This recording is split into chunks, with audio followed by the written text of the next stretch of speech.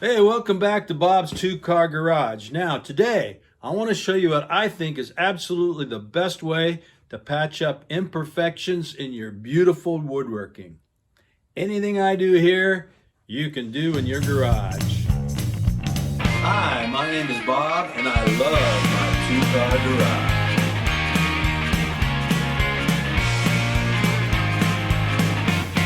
garage. This stuff right here, Crawford's Putty. You can't find this every place, but you can find it at most paint stores, like good paint stores. Works great.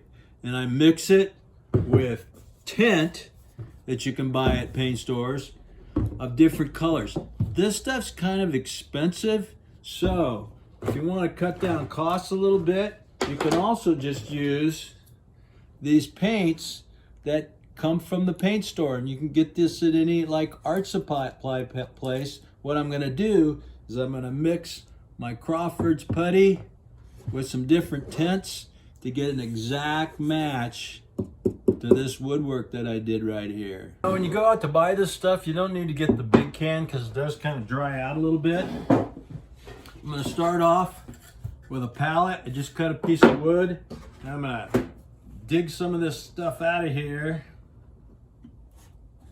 Put it on my palette. Then I'm going to start off with some brown tint. I think all I'm going to need is brown and yellow, but we'll see.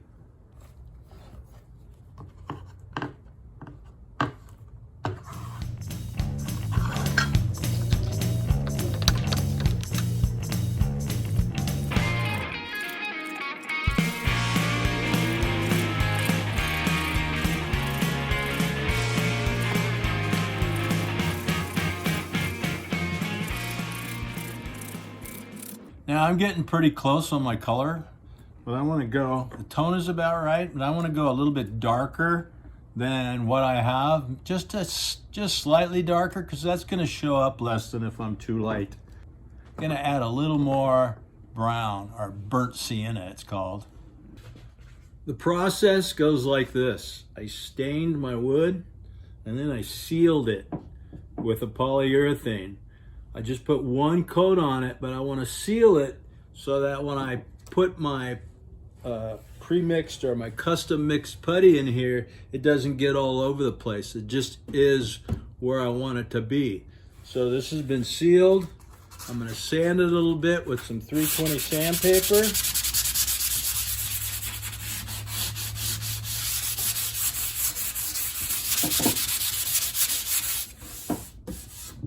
And then I'm going to use my custom mix to patch up those little imperfections.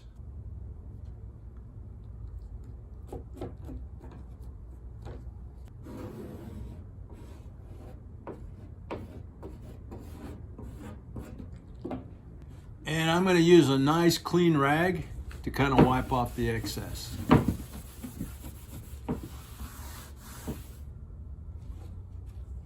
Now I know that you can go to the store and buy this stuff that's already mixed up, but the beauty of this is that I can custom match any color I want to, and I can make it look perfect. I think this is the way to go. I'm on my second batch here. This one's even better than the first. Look at that, almost a perfect match. And it's okay while you're mixing this up if you leave it a little streaky, because that's kind of like what the wood looks like. So every time I use this stuff, I'm impressed with how well it works.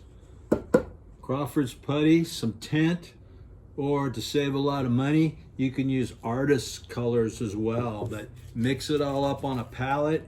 You can get a perfect match for whatever kind of cabinet work or woodworking you're doing.